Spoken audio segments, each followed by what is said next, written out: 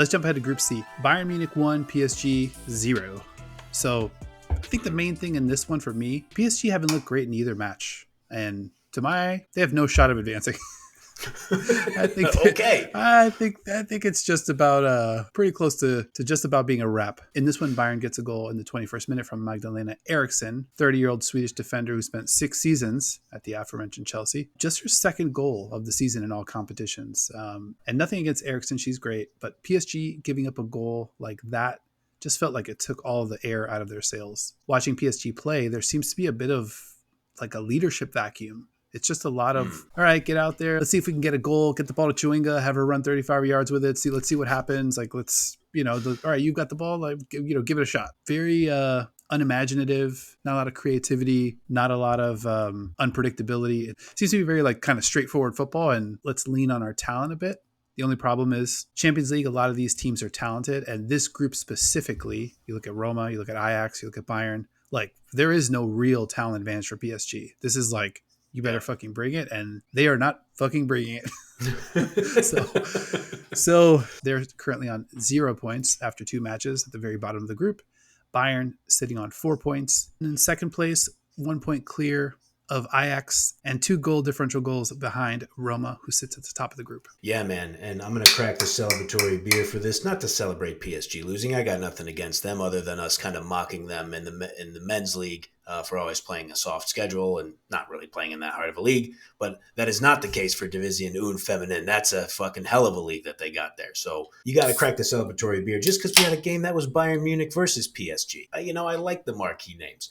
But I really think you nailed it, and I feel like you've kind of confirmed some of the things that I was thinking watching that match, is that some teams, they kind of meander with the ball. I know Pep Guardiola always mocks the phrase tiki-taka because he says it's like that's just passing for the sake of passing, and he doesn't want his style to be referred to as that. But I feel like PSG, they do some of that, but I feel like PSG also kind of meanders without the ball on defense, where they're just kind of like they're a little slow. They're slow to get to it. They almost gave up an own goal in the first 10 minutes of this match, where they played it back in a real like sketchy area. Yeah. And on Eriksson's goal, it felt like Eriksson was there with another runner in the box, and there wasn't really a defender standing in a suitably close enough position to either of them. I'm just like, why do you got 2 runners in the box virtually unmarked?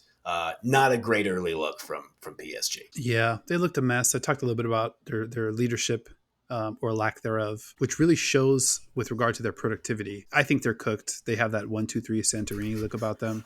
Bayern, on the other hand, not amazing looking either. Like I said, this is a tough group. And this one was played in Paris, so props to the German side for getting a big road win here. But if you take away Roma's own goal in the opener, Bayern's on just 2 goals after 2 group stage matches. I think Bayern easily look like the softest of the big 4 automatic bids. Other 3 being Barcelona, Chelsea, Lyon, who look just destined for the semis. And Bayern still like it. It's have to scrap through this Group C. Like I said, they're just 1 point clear of Ajax, and that is who they face in a huge home match next Thursday in the early slot. 12:45 p.m. Eastern. And I have a feeling if this one was in the Netherlands, things would be real nervy for Bayern. But this one is at home, and I think they're still going to have to show up. Yeah, for sure. And it is unfortunate, man, that Bayern versus Ajax is going to be, middle of the day on a Thursday. I got to say, I really preferred not working on Thursday and watching the Champions League games uninhibited by my day job. But, that's neither here nor there. But I think you're right. Bayern doesn't look nearly as good as the other 3 auto qualifiers they happen to be the 3 juggernauts in the tournament. But there's a gulf between those 3 and Bayern for sure. I think you're right, though. Even at home, I think they'll need to be on high alert versus Ajax, because Ajax doesn't strike me as a team that's going to be scared going to Munich to play the match. Not at all. And speaking of the other match in Group C, Roma 3, Ajax 0. This one was the Matchweek 2 fixture I was most excited about, and the squad for Roma was like, hold my Peroni. The main thing in this one for me, 4 words. Attaccante Italiana Valentina Giacinti, who busted this one open early. She just moves and floats and bounces with the instincts of an elite NBA rebounder and lob catcher. She's just fucking ready. Any drop of the ball, she's just on it. On Roma's first corner, Giacinti smartly peels away from the pack with the ball in the air. And as the ball approaches Van Eyck's gloves, who we talked about last week, She's already like on her toes, looking like prime Manny Pacquiao, just fucking ready. Van Eyck gets a really soft parry on it, and Giacinti knew she was scoring the moment the ball ricochets off the keeper's glove. Half volley, shoulder height, thunderous strike before unleashing a just vicious goal celly that, I mean, got me out of my seat. I was so fucking pumped to see that. Things did not improve for Ajax. 14th minute. Van Eyck's got the ball again, ready to play Ajax forward. She sends a routine pass over to left back, Issa Cardinal. And before Cardinal gets a boot on the pass from Van Eyck, okay, the ball is still working its way over. Giacinti is already kind of like leaning back towards the goal and is like, I smell something here. Fraction of a second after Cardinal's first touch, Giacinti, who had been at the very top corner of the 18, is already in a dead sprint. Ball then gets played back to Van Eyck, who freezes for a millisecond, body weight leaning back towards the goal, even though Cardinal's pass is rolling slightly away from the goal, and she's dead in the water. Giacinti is at top speed, and then by the time Van Eyck realizes she's not getting to the ball, all she can do is desperately stretch to try and get something on it. But before her body even hits the ground, the ball's in the back of the net. Part clinical, part ruthless, 2-0 Roma. It's hard to tell sometimes. And I think the Men in Blazers have always done a good job of this. And when they talk to like Tim Howard and other goalkeepers, for people who have not like played goalkeeper at like any like real level, even like high school in America or anything like that, it can be hard to tell if something is really the goalkeeper's fault or a defender's fault. And this one, I want to say it feels like a little 50-50. I think Van Eyck was a little caught by surprise that Cardinal played it right back to her one touch, because I think you pointed out nicely that Van Eyck was looking to play the ball forward. She was like, okay, I'm getting this thing out of there. Let's move. And Cardinal had the other idea of, okay, I'm going to quick one touch it back to you. She's kind of caught, not really sure where to go. But I will say Van Eyck looked a little casual with it as well. Mm-hmm. I mean, your points about Giacinti, my God, like absolutely ruthless. Absolutely like, oh, you guys are bullshitting back there. I'm just going to run at you at 100 miles per hour.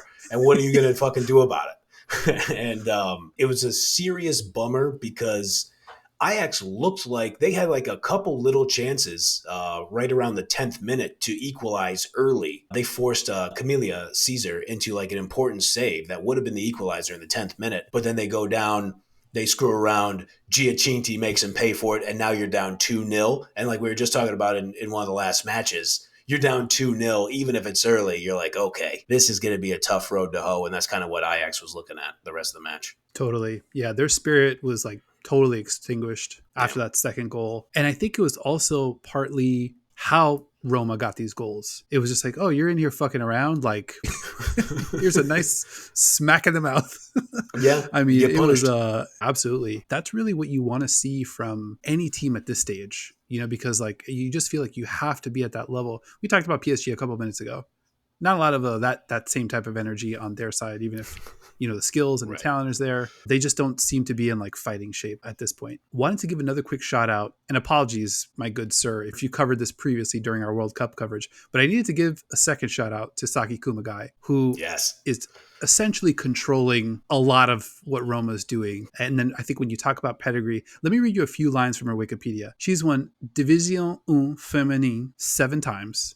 Frauen Bundesliga 1 time, this UEFA Women's Champions League 5 times, World Cup runner-up in 2015, World Cup winner in 2011. I mean, what a fucking resume. She spent a lot of time with Lyon. She's been great for this Roma team, just kind of steadying the ship, the entire ship, playing a big part on defense, initiating some offense so seamlessly that she's just like got all the gravity. And I think you just feel her presence pretty much every second that she's on the field. Yeah, man. We talked about her during the Women's World Cup, but that's a long time ago. That was on a different, that was on the Tasty Bets podcast. But yeah, Kumagai, she was the only player on the Japanese side who was left over from the 2011 World Cup victory.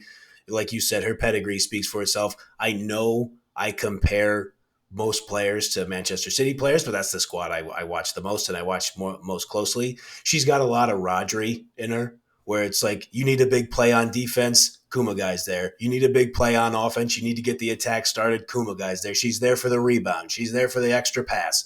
She's just all over the place. She's a genius player.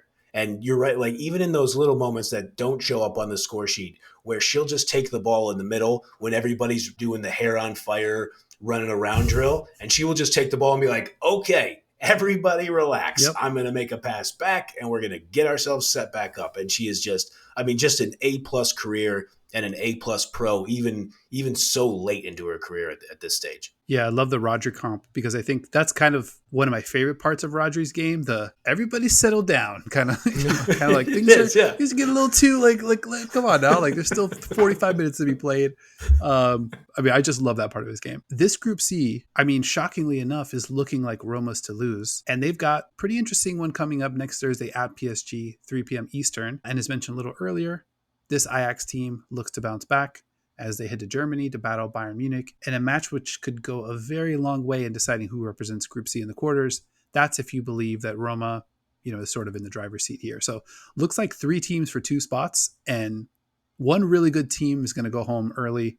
And that's not even considering that, PSG might be able to kind of work their way back in. For sure. I thought you raised a good point about Bayern Munich only having 2 goals because, the own goal versus Roma. If Roma continues this momentum, that momentum started in the second half of their match on match day 1 versus Bayern. They came back from 2-0 to score 2 goals in that second half. So it's 2 goals in the second half of the Bayern match. They win 3-0 today. They're going up and to the right if you want to look at kind of the optimism graph. So I think it could end up being a long day for PSG. I mean, just looking at the form from these 2 matches, but that's why they play the game. Like you said, it's not like PSG has good players on their side. If they could maybe shake it off, they could really throw a monkey wrench in the group.